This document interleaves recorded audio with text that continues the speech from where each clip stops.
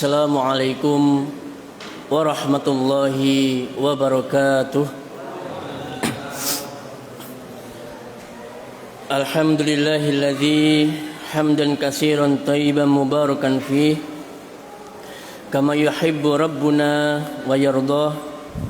Allahumma shalli wa sallim wa barik ala sayyidina wa maulana Muhammadin sallallahu alaihi wasallam wa ala alihi wa ashabihi wa man tabi'ahum bi ihsanin ila yaumiddin.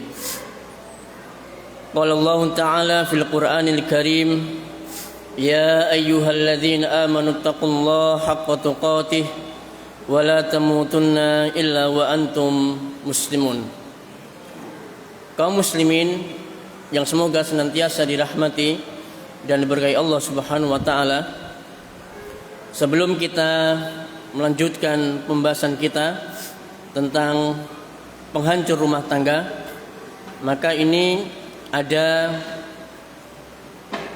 sisa 3 pertanyaan yang insya Allah akan kita jawab dulu, baru kemudian kita melanjutkan kepada materi. Menikah adalah ibadah yang ditentukan dari Allah. Segala sesuatu yang dikerjakan pasutri sesuai Al-Quran dan Sunnah dapat pahala. Pertanyaan saya, bagaimana kiat-kiat keluarga yang diridhoi Allah, dan bagaimana supaya nikahnya langgeng sampai menuju jannah? Karena sekarang ini fitnah perempuan itu besar dan syaitan lebih tahu kelemahan manusia. Jazakallahu khairan. Nah, ibu-ibu dan kaum muslimin sekalian, dalam membina rumah tangga itu yang harus kita fahami bahwa istri kita bukan bidadari, dan suami ibu juga bukan malaikat. Berarti jangan pernah mengharapkan istri kita itu sempurna, sebagaimana ibu-ibu jangan pernah mengharapkan suami ibu itu adalah sempurna. Kalau ingin cari yang sempurna, cari suami Rasul Sallallahu Alaihi Wasallam, itu suami yang sempurna. Kalau ingin cari istri yang sempurna, cari Khadijah radhiyallahu anha, itu istri yang sempurna. Maka selain daripada itu, tidak ada suami istri yang tidak memiliki kekurangan. Tolong itu harus difahami dulu. Nah, yang kedua, pandai-pandailah dalam mengelola manajemen konflik dalam rumah tangga. Rumah tangga yang sakinah bukan rumah tangga yang tidak pernah bertengkar. Rumah tangga yang sakinah mawaddah warahmah bukan rumah tangga yang tidak pernah berantem, bukan. Tapi rumah tangga yang sakinah itu bagaimana seorang suami dan istri pandai mengelola manajemen konflik dalam rumah tangga. Rasul Shallallahu Alaihi Wasallam itu sosok suami yang sempurna. Dia berantem sama istrinya. Coba dengan ingat kisah surat At-Tahrim ayat yang pertama. Gara-gara masalah madu, masalah madu yang asli nih, bukan madu madu asli nih. Gara-gara masalah madu, Rasul SAW itu berantem sama istrinya. Berantem gara-gara madu. Jadi ini ada salah satu istri beliau ngasih madu kepada Nabi SAW. Pas kebetulan kemudian Nabi ada di istrinya yang lain. Berantemlah ini gara-gara madu. Langsung kemudian Nabi mengatakan, ya wis maring ini aku gak katanya ngombe madu. Jadi Nabi mengharamkan madu untuk dirinya sendiri, untuk menghindari bawelan-bawelan dari istrinya. Langsung kemudian Allah turunkan ayat, ya ayuhan nabi lima tuharrimu ma ahallallahu lak tabtaghi mardata azwajik. Wahai Nabi, mengapa kamu kok mengharamkan apa yang Allah halalkan untukmu? Karena kamu mencari keridhaan istri-istrimu. Ya. Nah, konflik yang kedua, bagaimana ketika salah satu istri Nabi Shallallahu Alaihi Wasallam itu ngeteri makanan, ya, Nabi bersama dengan istrinya yang lain. Ya. Begitu Nabi dikasih makanan oleh salah satu istrinya yang ini langsung kemudian terbakar api cemburu, ditampel tangan istrinya cekat, ya, kemudian makanan itu goleng, blak, ya, jadi piringnya jatuh, makanannya tumpah ke tanah. Apa kemudian Nabi marah? Kemudian istri yang nampil tadi kemudian ditempeling, ya, dimarah-mari, dimaki-maki di depan orang banyak? Enggak, ya. Nabi pandai mengatur manajemen konflik. Nabi dengan bahasa yang halus mengatakan, ya, ibu kalian sedang cemburu. Tuh. Nabi ambil tuh makanan, ya, ambil makanan, ya. Dia nyuruh kepada sahabat yang lain untuk ambil piring yang baru. Ambil piring yang baru, makanan yang jatuh diambil. Ibu kalian sedang cemburu. Tuh, ya. Ini manajemen konflik jemaah sekalian. Ya. Bukan tidak pernah berantem Rasul, ya. Jangan makanya nonsen. Kalau rumah tangga bahagia itu rumah tangga yang nggak pernah berantem, nggak ada. Ya. Para sahabat pun juga berantem sama istrinya. Ingat rumah tangga Fatimah radhiyallahu anha dan suaminya Ali bin Abi Thalib. Pernah berantem enggak? Berantem, ya. Sampai kemudian Ali diem saja. Ketika istrinya marah, Ali bin Abi Thalib langsung pergi ke masjid. Kelesetan, ya, tiduran di masjid. Enggak diladeni, ya. Sampai kemudian Nabi SAW datang ke rumahnya Fatimah, nanya, "Ya Fatimah, mana suamimu?" Enggak tahu, ngambul paling, ya. Nah, kemudian Nabi keluar cari informasi di mana Ali. Ada yang sahabat mengatakan itu ya Rasulullah di masjid sedang tiduran. Ya, kemudian Nabi mendatangi Ali sembari mengatakan, "Qum ya Aba Turab, qum ya Aba Turab." Bangun kamu wahai bapaknya debu. Bangun kamu wahai bapaknya debu. Ya. Kemudian Nabi sambil memeluk Ali bin Abi Thalib. Nah ini, ya, ini juga termasuk bagaimana seorang mertua atau orang tua juga harus pandai memanajemen konflik rumah tangga anak dan menantunya. Ya. Coba lihat Ali ketika berantem sama Fatimah, Nabi tidak bela Fatimah. Oh pancen bojomu iku Fatimah kurang ajar, ya. Wes njaluk pegatahe. Tidak begitu Nabi. Nabi malah justru mendatangi Ali. Bukan mendatangi anaknya, mendatangi Ali, menantunya. Loh coba bayangkan, ya. Ini manajemen konflik yang benar, ya. Jadi antara istri, suami, kemudian mertua dan kemudian orang tua, ya. Nah, apalagi rumah tangga Abu Darda dan Ummu Darda, ya. Dia pernah berantem juga. Kemudian Abu Darda mengatakan kepada istrinya, "Wahai istriku, jika kamu marah, maka aku akan diam. Tetapi jika aku marah, maka kamu juga harus diam. Maka niscaya rumah tangga kita akan aman." Nah, ini bagaimana Ummu Darda dan Abu Darda ini pandai mengelola manajemen konflik. Jadi tidak sampai kemudian berlarut-larut, ya, terjadinya perceraian, ya, tidak. Jadi yang kedua, harus suami istri itu pandai mengelola manajemen konflik dalam rumah tangga. Yang ketiga, hendaknya seorang istri memenuhi hak-haknya suami secara sempurna sesuai dengan kemampuan. Sebagaimana suami, dia harus memenuhi hak-haknya istri dengan sempurna sesuai dengan kemampuan. Maka kalau hak dan kewajiban ini ditunaikan dengan seimbang, maka insya Allah, ya, rumah tangga kita pun akan aman, tidak ditimpa prahara dan lain sebagainya. Nah, ini mengapa terjadi kasus perceraian, ya? Terus terang saja jemaah sekalian, ya. kasus perceraian di Indonesia ya itu menunjukkan angka yang begitu sangat tinggi. Di Jawa Timur mulai dari bulan Januari sampai bulan September, Pengadilan Agama mencatat ada 1.600 lebih kasus perceraian di Jawa Timur. Ya. Ini berarti bahwa tidak main-main ini angka perceraian di negara kita. Ya. Mengapa itu terjadi? Karena masing-masing antara suami istri itu mereka tidak memenuhi hak-haknya masing-masing secara sempurna. Ya. Suami menuntut istri yang lebih, istri menuntut suami yang lebih dan lain sebagainya. Ya. Akhirnya terjadi perceraian. Nah, itu. Kemudian yang ketiga, yang keempat, ya.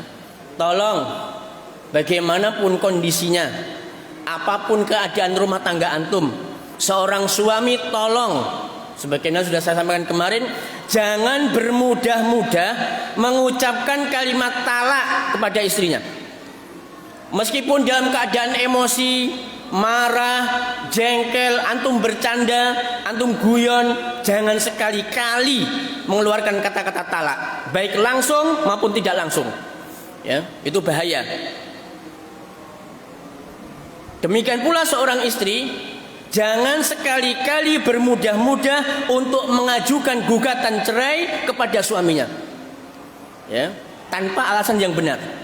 Karena Nabi sudah ingatkan nih, ayyumam imra'atin sa'alat zawjaha talaqa min ghairi ba'sin faharamun 'alaihal jannah. Perempuan mana saja yang mengajukan gugatan cerai kepada suaminya tanpa alasan yang benar, maka surga diharamkan bagi wanita itu. Ya. Contoh nih, gimana Ustadz menggugat cerai yang tanpa alasan benar? Contoh, ya. Suaminya nikah lagi, sakit hati, nggak terima, mangkel, akhirnya menggugat cerai. Nah, ini menggugat cerai tanpa alasan yang benar. Loh, ini suami jenengan tuh nikah lagi, bukan zina. Loh, kenapa kok menggugat cerai? Sakit hati Ustadz, cemburu. Loh, istri Nabi juga cemburu sama istri Nabi juga, mereka sakit hati, tapi tidak sampai mereka minta cerai sama Nabi, tidak sampai. Tapi mereka bersabar. Ya, nah ini, apalagi menggugat cerai tanpa alasan yang benar. Contoh misalkan suaminya pada awalnya kerja dia, mencari nafkah, banting tulang dan lain sebagainya, mencukupi kebutuhan keluarga. Sampai kemudian suatu ketika ini suaminya di PHK, ya. Di PHK mau nyari kerja tidak nemu kerja, ya kan? Kemudian dagang juga tidak payu-payu. Nah, terus ini istrinya stres, kebutuhan semakin banyak, biaya sekolah anak-anak dan lain sebagainya, nggak ada lagi tabungan. Ini istrinya stres, akhirnya kemudian dia menggugat cerai suaminya karena dia tidak sabar dengan kekurangan ekonomi tadi. Nah ini.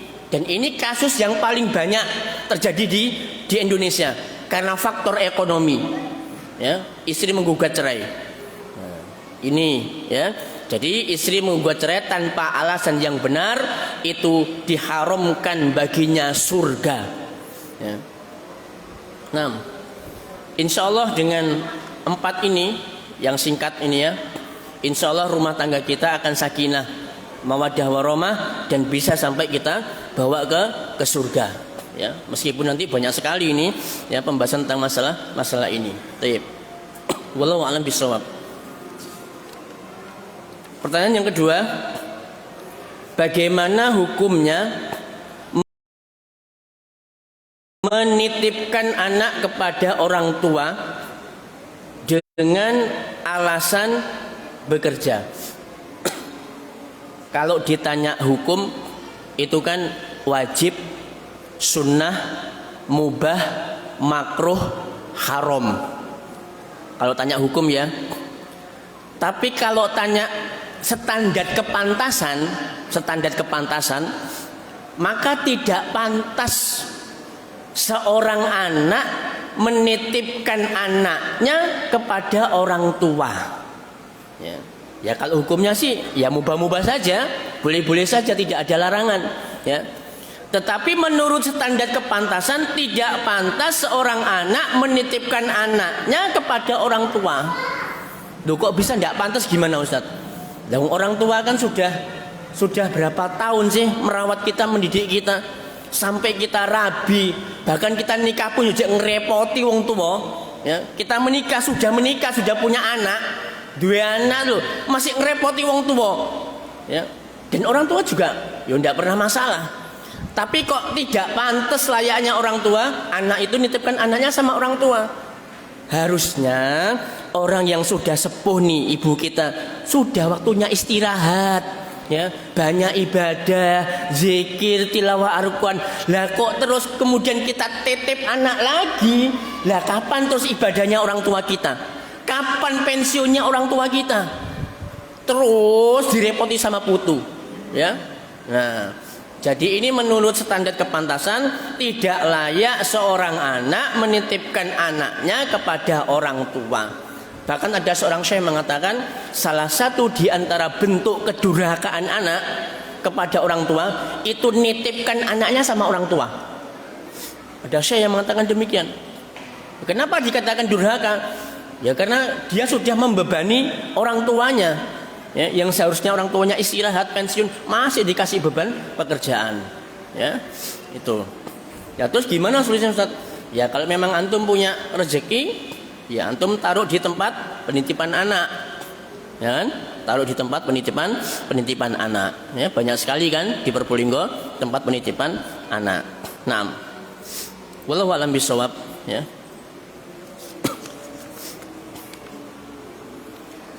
Bagaimana jika suami mengeluarkan kata-kata kotor atau kata-kata tidak pantas atau hinaan kepada istri di saat bertengkar dan dilakukan setiap kali marah berulang-ulang, kondisi rumah tangga lagi ada masalah atau di ujung tanduk.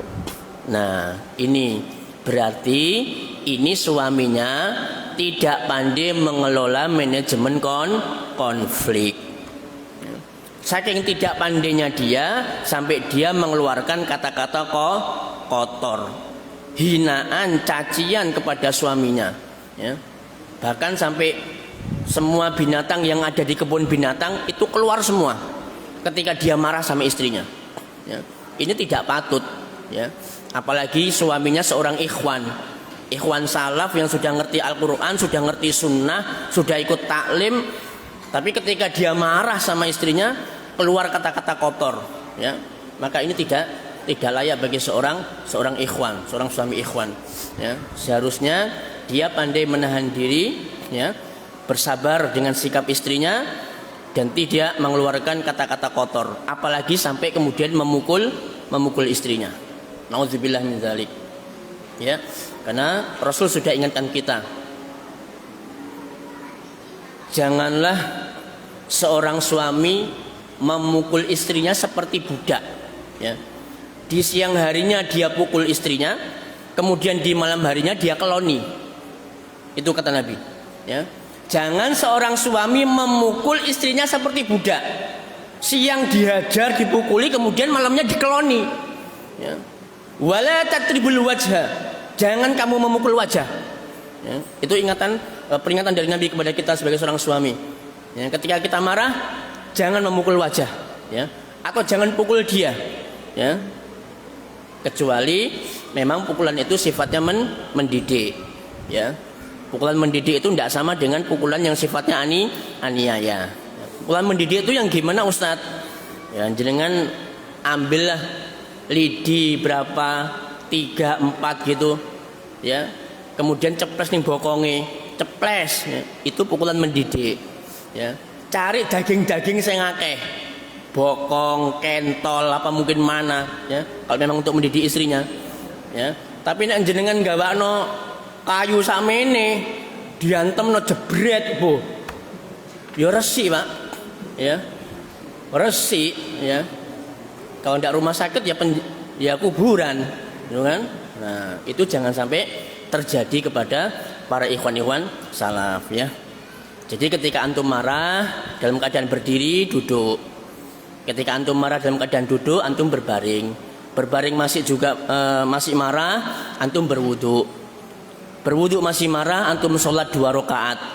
Sudah sholat 2 rakaat masih mangkel, Ustaz masih marah, tinggalan lungo. Ya. Antum pergi kemana tah? Apa ke Madakaripura? Apa ke Bromo sama teman-teman untuk menghilangkan emosi tadi itu, ya. Nah, wallahu a'lam bishawab. Baik, kita lanjutkan tema kita sampai pada poin yang ke-5. Ya. Penghancur di dalam rumah tangga kita, kata Syekh Muhammad bin Shalih Al-Munajjid hafizahullah taala, beliau mengatakan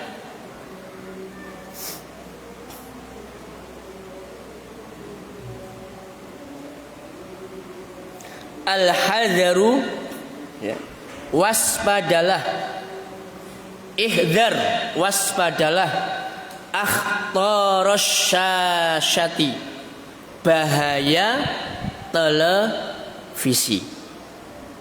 Kata Syekh Muhammad bin Shalih Al-Munajjid, kata beliau, yang bisa merusak dan menghancurkan rumah tangga kita adalah televisi.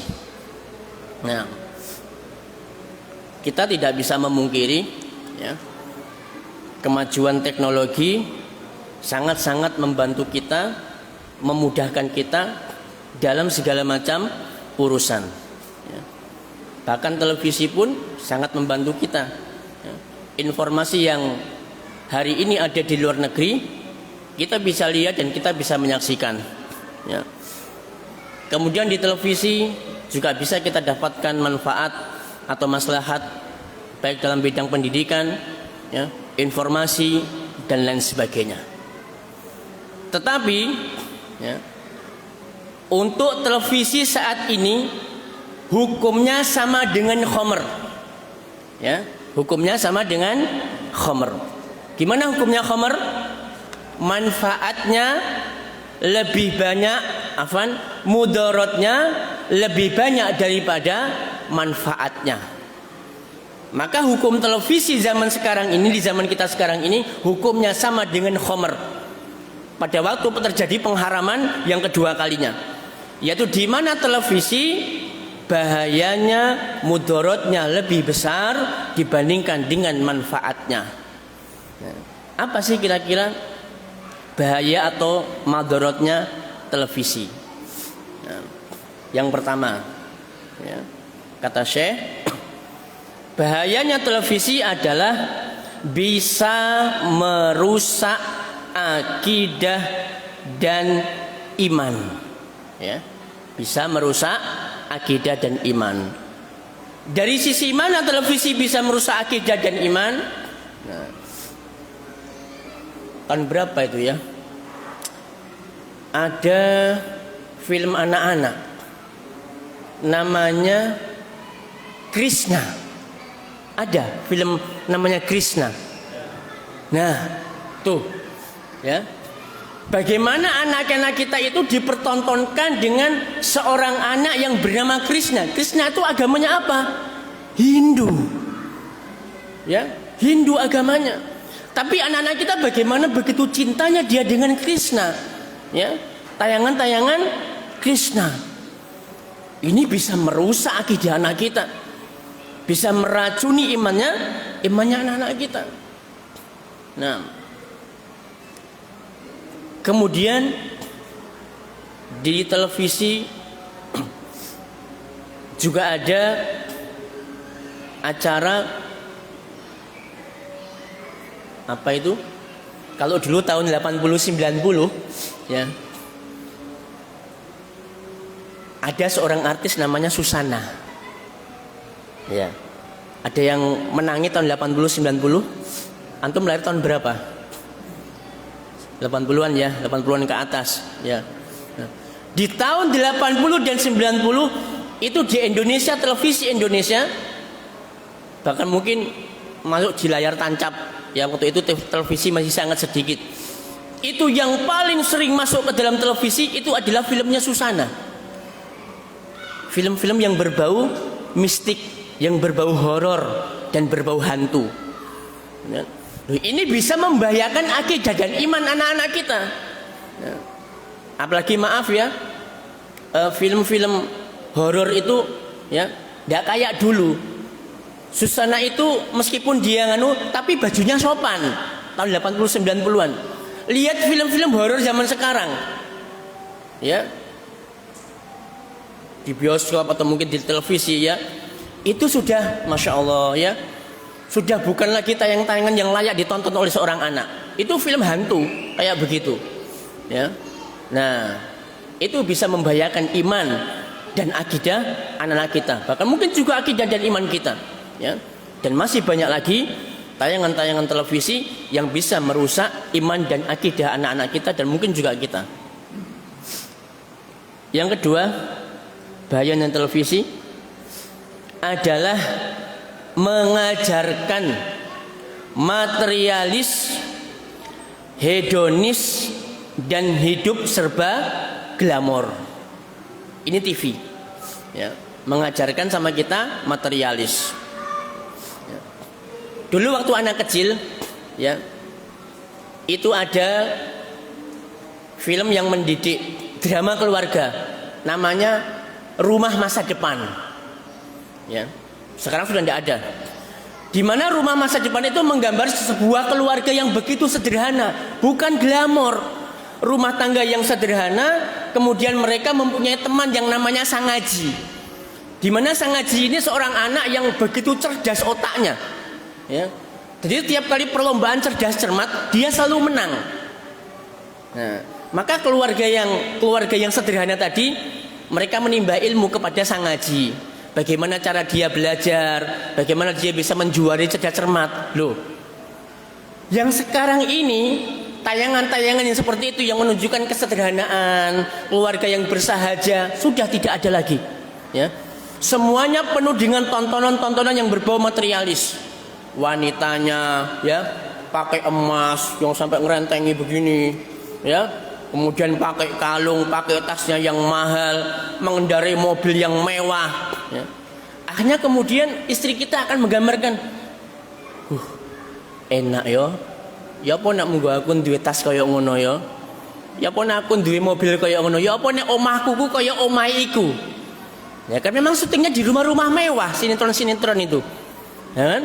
Nah, ini secara tidak langsung akan melatih dan mendidik istri kita untuk memiliki jiwa materialis.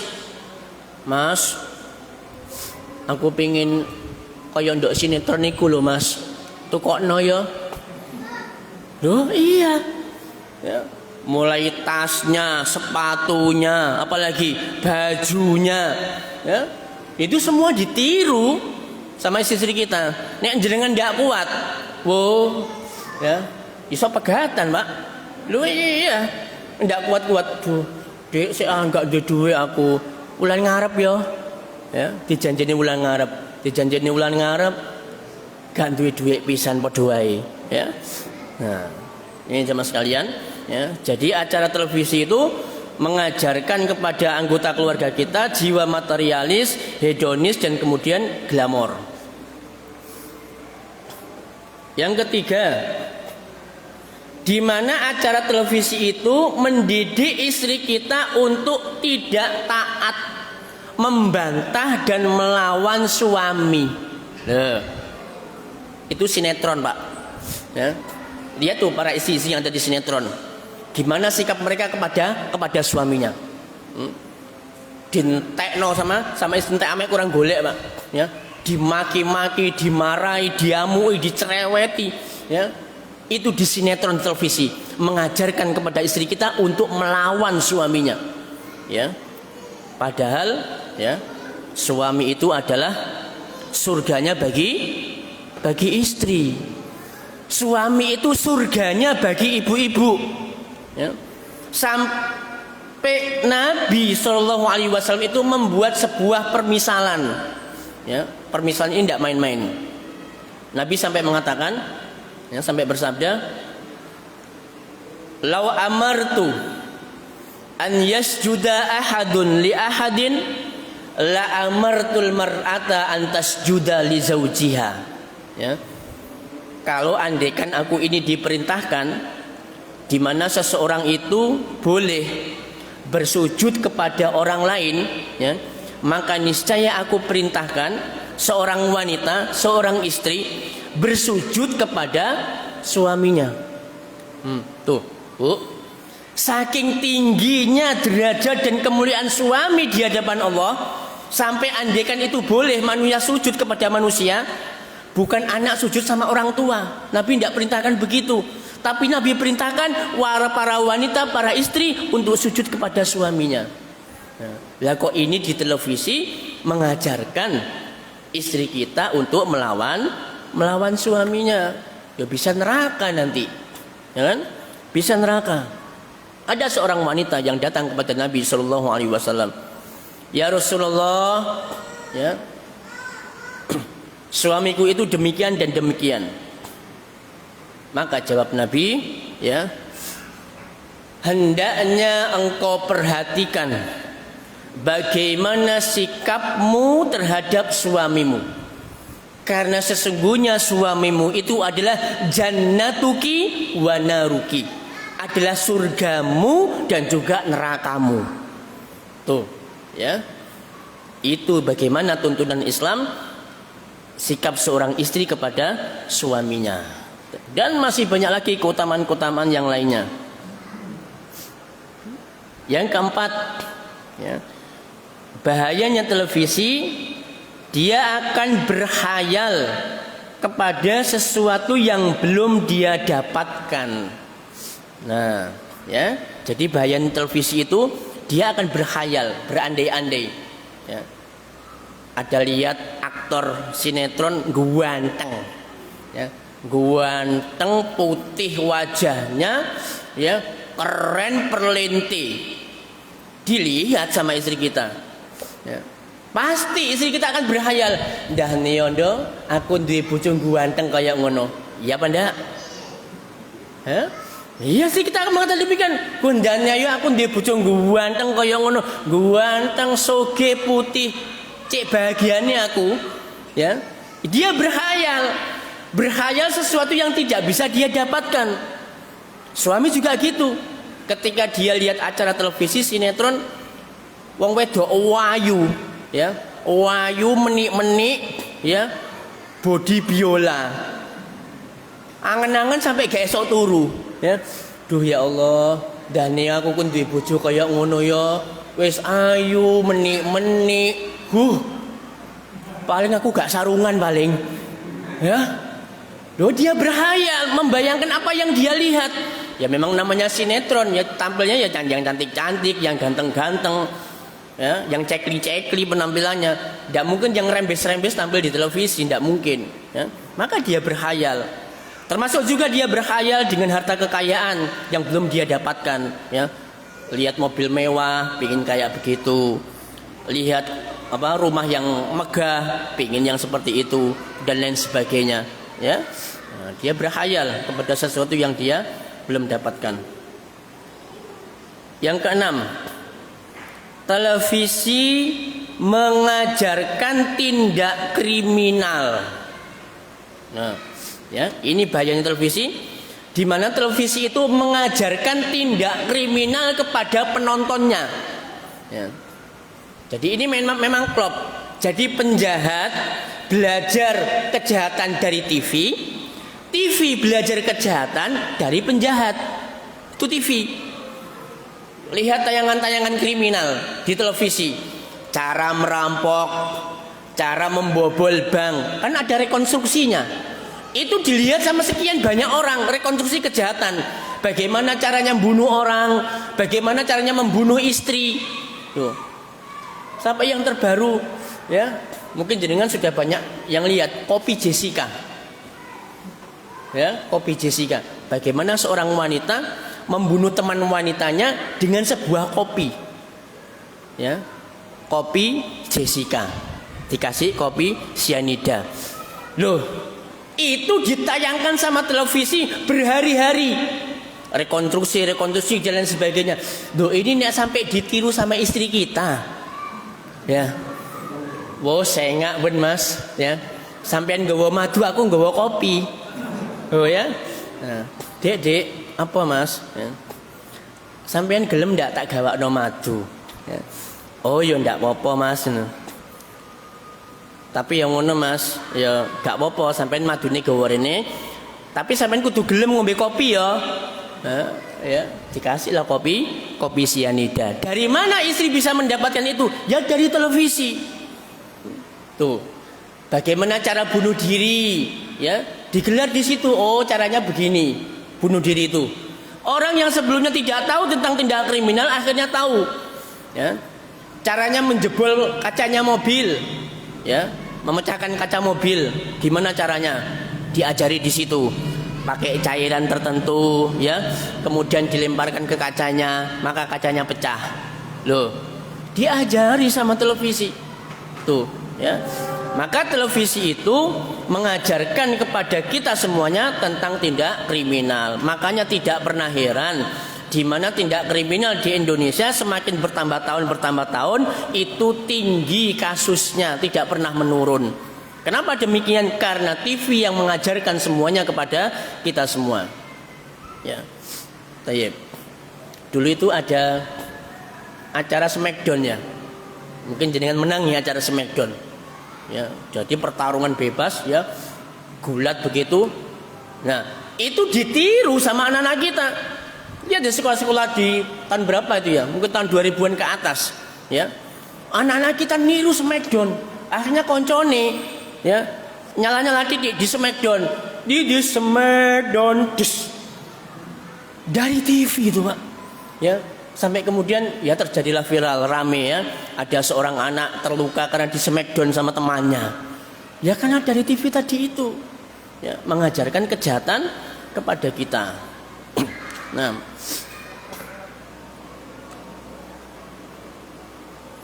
kemudian acara televisi ya mengajarkan etika dan moral yang buruk. Nih, ya. Di mana televisi itu mengajarkan etika dan moral yang buruk. Makan dengan tangan kiri sambil berdiri. Di mana kita dapatkan di TV. Ya. Para artis-artis itu ya makan dengan tangan kiri, minum dengan tangan kiri, itu hal yang biasa.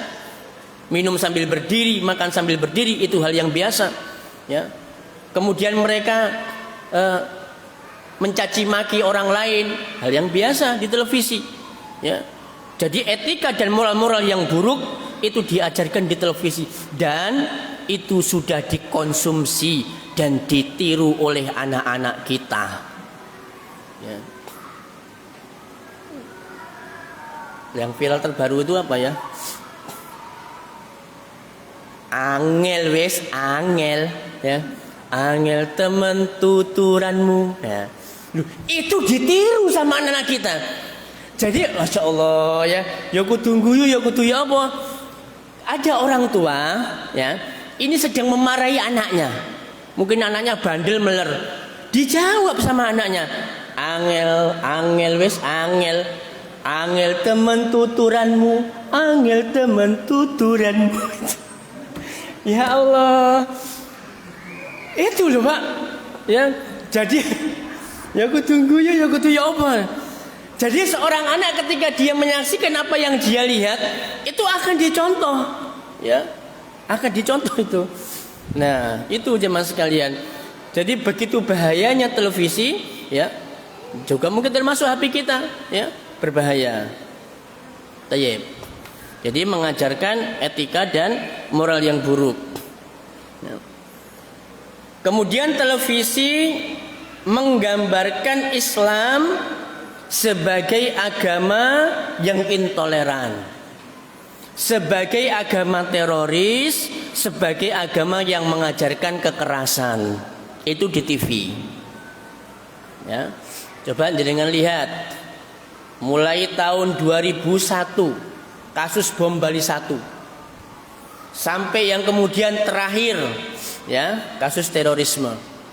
Itu hampir setiap hari, pagi, siang, sore, malam, itu yang ditayangkan adalah kasus tentang terorisme setiap hari. Ya.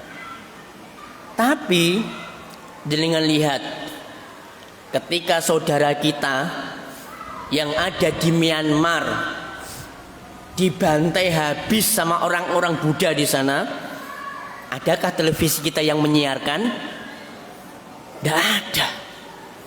Adakah ketika saudara kita Muslim yang ada di Afghanistan dibantai habis sama kafir Amerika, adakah televisi kita yang menyiarkan? Tidak ada. Adakah ketika kasus yang ada di Papua, ya, para TNI ditembak mati, Polri dibunuh, tenaga kesehatan dibunuh, adakah televisi kita yang menyiarkan acara-acara seperti itu? Tidak ada semuanya. Tapi begitu Islam yang melakukan tindak keburukan, ketika Islam yang melakukan kejahatan, maka setiap hari kita disuguhi dengan tontonan-tontonan hampir mulai dari pagi sampai menjelang tidur. Tontonan semuanya berisi tentang terorisme. Ya. Padahal ya, teroris itu bukan hanya dari Islam. Jadi lihat di Kolombia, yang melakukan terorisme siapa? Orang Nasrani. Di Irlandia yang melakukan terorisme siapa? Orang Nasrani. Ya. Di Singapura, di Amerika apalagi, siapa yang melakukan terorisme? Mereka semuanya tidak ada satupun yang beragama Islam. Yang ada di New Zealand, masjid, ya, kaum muslimin ditembak ketika mereka sholat berjamaah. Apa agama mereka? Kristen, Nasrani. Televisi tidak ada yang menyiarkan sama sekali tentang peristiwa penembakan ini. Tuh, lagi-lagi televisi, ya kan? Tayyib. Kemudian berikutnya, televisi itu mampu menyia-nyiakan waktu. Ya. Televisi sarana untuk menyia-nyiakan waktu. Jenengan lihat televisi berapa jam kira-kira dalam sehari? Yang punya TV ya, berapa? 1 jam? Kurang 1 jam ya. Mulai dari jenengan pulang kerja, ya, sore pulang kerja, mandi, habis mandi sambil nunggu maghrib nyetel TV, kemudian habis maghrib lihat TV lagi, nanti habis isya nyetel TV lagi. Apalagi kalau acara TV itu pertandingan Piala Eropa, wah, Piala Euro, ya kan? Nah, tayang jadwalnya nanti habis isya, ya. Maka kaum muslimin rela menghabiskan waktu mereka duduk di depan televisi sampai 4 jam selesai pertandingan, baru mereka beranjak dari tempat duduknya. Ya.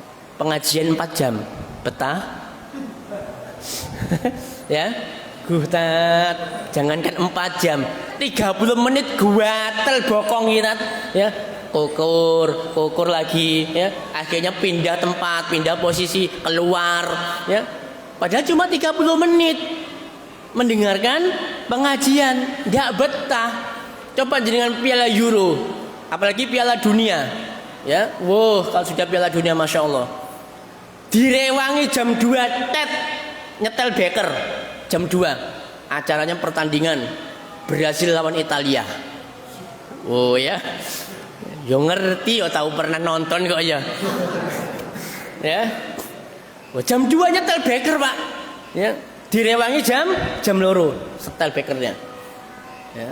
Padahal setiap hari dia tidak pernah nyetel bekernya jam 2 untuk sholat lail. Tapi hanya demi Piala Dunia dan Piala Euro, dia rela untuk bangun jam 2. Bahkan mungkin dia tidak sholat subuh, hanya demi pertandingan bola. TV pak, menyanyiakan waktu kita, ya. Nah, itu baru pertandingan bola. Belum lagi nanti acara-acara yang lainnya. Nah, kemudian bahaya TV yang berikutnya, ya, yaitu mengajarkan kepada kita kemaksiatan, jelas. Ya. Acara apa ya TV itu? Ada namanya acara Facebooker. Ya, Facebooker terus sama apa YKS ya? YKS. Apa YKS itu ya? Lupa saya. Nah itu di situ di mana para artis kumpul jadi satu, yo cekel-cekelan, ya, yo rangkul-rangkulan, itu biasa di acara itu. Di televisi itu mereka bukan suami istri. Ya. Nah, itu dilihat sama anak-anak kita. Ya pakaiannya para artis ya minim-minim semua mereka, enggak ada yang tutup jilbab, enggak ada. Ya. Mengajarkan kemaksiatan di situ itu ditonton sama anak-anak kita. Ya. Bahaya Pak, ngeri banget ya. Ngeri banget tentang bahaya televisi itu. Belum lagi nanti mengajarkan kepada kita anak-anak kita tentang LGBT. Ya, di mana seorang laki-laki kayak perempuan, ya, perempuan kayak laki-laki di acara televisi. Ya, itu ditonton sama anak-anak kita, dikonsumsi sama anak-anak kita. Itu hal yang biasa. Ya. Nah, maka karena bahayanya televisi itu begitu besar dalam rumah tangga kita, terus gimana Ustadz? Apa TV saya itu tak jual saja? Apa tak kasihkan teman saya Ustadz televisinya? Yojo eman. Ya, antum kasih siasat, ya, pasang parabola. Nah, tapi juga jangan modus, ya. Jadi pasang parabola modus lihat Roja TV. Modus lihat Wesal TV, ya. Habis nanti pindah channel. Delok Korea. Wow, ya. Ya sudah, ya. Ini jadi channel-channel itu cuma jadikan modus aja. Nanti pindah channel, nanti jam 12 pindah channel. Ya sama saja, ya. Jadi itu semuanya tergantung daripada kita semuanya. Jadi televisi itu secara zatnya tidak haram, ya. Karena cuma apa sih? Cuma kabel, cuma plastik, ya. Itu tidak haram. Yang menjadi haram itu adalah acaranya. Makanya antum harus pandai-pandai untuk ketika antum harus lihat TV, maka antum harus lihat acara itu kira-kira bermanfaat apa tidak. Karena memang kebanyakan acara TV itu adalah hiburan. Tidak ada yang namanya pendidikan. Dulu ketika saya sekolah, itu ada TPI namanya. TPI setiap pagi itu menayangkan tentang pelajaran. Pelajaran SD, SMP, SMA, TPI. Nggak tahu sekarang sudah tidak ada MNC-TV itu. Acara tentang pelajaran sudah tidak ada. Padahal itu sangat membantu siswa-siswa untuk memecahkan persoalan yang ada di sekolah, di TV. Itu sekarang sudah tidak ada. Ya. Nah, ya seiring dengan perkembangan zaman, kata Nabi, tidaklah suatu zaman, suatu masa itu akan datang kecuali yang datang berikutnya lebih buruk daripada yang sebelumnya. Ya, itu di era Orde Baru sudah kayak begitu acaranya, sekarang diperparah lagi dengan acara-acara yang tidak mendidik. Naam. Wallahu a'lam bishawab. Nah, jadi begitu nggih tentang bahaya televisi bagi rumah tangga kita itu sangat berbahaya. Naam. Baik, mungkin ada pertanyaan atau sesuatu yang mau disampaikan dulu? Atau mau azan? Monggo.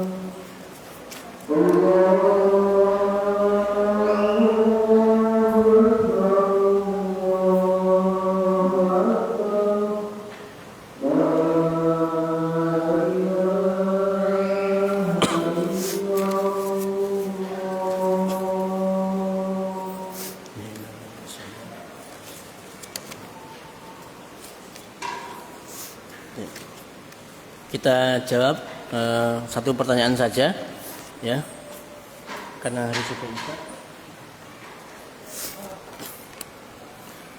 Saat ini suami tidak ada pemasukan sama sekali. Sebelumnya suami ana ada usaha, namun qadarullah berhenti sekarang. Dan pernah kami terjebak pinjaman riba. Ustadz tolong beri saran bagaimana kami dijauhkan dari riba. Ana pernah kasih tahu suami, namun jawaban suami bilang mesti bagaimana sekarang, tidak ada cara lain. Bagaimana sarannya Ustadz? Baik. Insya Allah untuk masalah riba jenengan sudah paham semua, ya, tentang hukumnya, ya, dosa riba yang paling kecil itu seperti apa, dan kemudian dosa riba yang paling besar itu seperti apa. Jenengan sudah tahu semuanya. Cuman sekarang itu tinggal praktek, tinggal mengamalkan. Kenapa riba itu kok sulit untuk ditinggalkan? Karena riba itu dalam pandangan masyarakat bukan termasuk tindak kejahatan, ya. Tidak pernah ada ceritanya orang riba ditangkap polisi, tidak ada.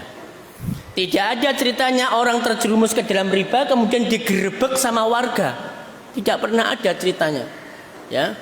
Nah, yang kedua, karena riba itu menjanjikan materi yang sifatnya sementara, yang semu, ya, menjanjikan materi uang yang sifatnya semu, untuk kemudian jenengan akan terpuruk dikarenakan riba. Nah, kemudian banyak sekali alasan yang disampaikan oleh orang ketika disampaikan tentang dosa riba. Jawaban mereka, kalau untuk darurat tidak apa-apa, ya. Terus mau gimana lagi? Nah, itu banyak alasan orang ketika disampaikan tentang riba. Nah, perlu antum perhatikan, darurat di dalam Islam itu apabila menyangkut dengan jiwa dan harta, itu namanya darurat, ya.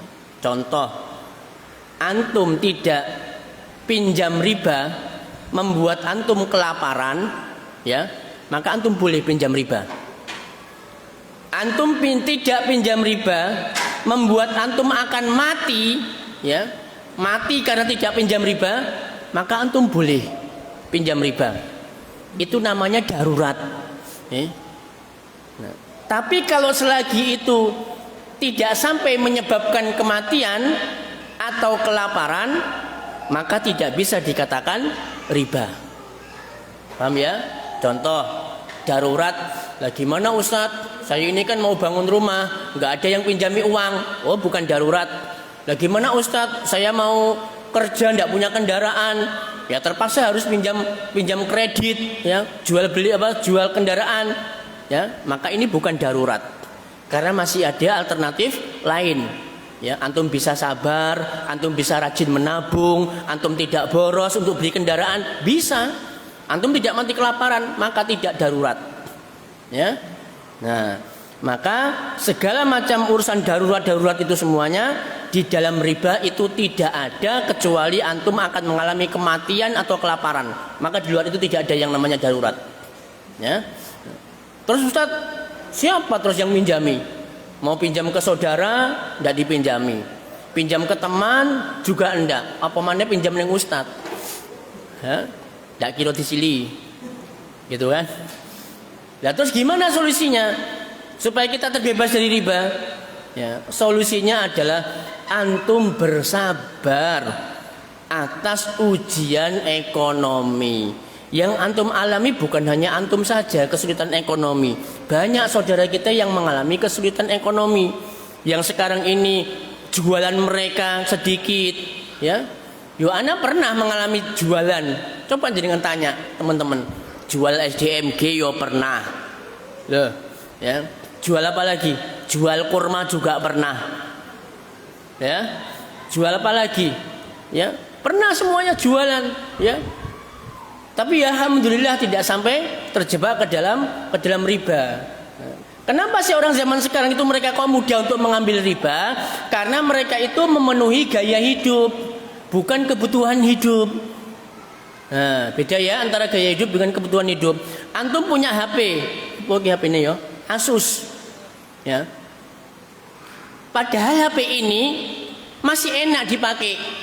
Dipakai WA yo lancar, video call juga enak, selancar browsing juga oke, ya. Kemudian Facebookan juga lancar, ya. Kenapa harus pakai antum ganti? Oh jadul ini, aku pingin HP apa nih jenenge Oppo. Nah, Oppo Reno 6. Pengen Redmi Note 10 Ultra. Loh, buat apa beli Redmi Note 10? Wong antum masih punya HP yang bagus dan lancar, enak dipakai. Nah, ini sudah berarti mainnya gaya hidup sudah. Ya, kalau antum punya uang sih tidak apa-apa, ya. Antum beli HP cash tidak menjadi masalah. Lah ini enggak. Sudah tidak punya uang, kemudian ngebet pengen ganti HP Redmi Note 10. Akhirnya kemudian dia kredit ke Adira. Nah, ya, karena untuk jaga gengsi sama teman-temannya, gengsi dong teman-teman kajian HP-nya bagus-bagus, Oppo Reno 6, apalagi Samsung S Oppo lah itu ya namanya itu. Gengsi dong aku harus ganti HP. Lah, inilah ya. Jadi karena gaya hiduplah yang membuat umat Islam itu mereka terjebak ke dalam riba. Yang pertama bersabar ya atas ujian ekonomi. Yang kedua rajin menabung ya. Antum dapat penghasilan berapa sih untungnya? Sehari Ustadz saya bersih itu 100.000. Maka antum sisihkan 20 antum tabung, 50.000 antum tabung, yang 50.000 antum buat konsumsi sehari-hari. Tidak usah mewah-mewah. Jenengan goreng tempe tahu nyambel tok segone anget ambek kulupan seweger Pak keringetan. Lho betul ini. Beli tempe 2.000, tahu 2.000, jenengan goreng ambek nyambel segone anget. Mbok ngentekno sego, Pak. Bener ini, ya. Daripada antum beli rawon, ya, beli apalagi beli kikil, beli bakso itu berapa? Dengan kalikan sama keluarga semuanya itu, ya, lebih daripada 50.000. Nah, kenapa itu bisa terjadi? Karena jenengan tidak hemat, ya, boros hanya karena masalah makan saja, jenengan boros. Makanya antum terjebak ke dalam riba, itu, ya. Jadi sabar, tidak boros, rajin menabung. Insya Allah kita akan terbebas dari riba. Kemudian antum banyak-banyak mendekatkan diri kepada Allah, minta supaya dimudahkan rezekinya. Karena tidak ada orang yang jauh dari Allah pasti rezekinya akan dijauhkan. Tidak ada orang yang dekat kepada Allah kecuali rezekinya akan didekatkan sama Allah. Ya, itu sudah sunatullah. Ya, jadi kalau antum ingin bebas dari riba, dekat sama Allah, rezeki antum akan didekatkan sama Allah. Ya, Tayyib, itu aja jawaban singkat. Ya. Insya Allah akan kita lanjutkan lagi pada pertemuan yang akan datang. Subhanakallahumma wa bihamdika asyhadu an la ilaha illa anta astaghfiruka wa atubu ilaik. Wassalamualaikum warahmatullahi wabarakatuh.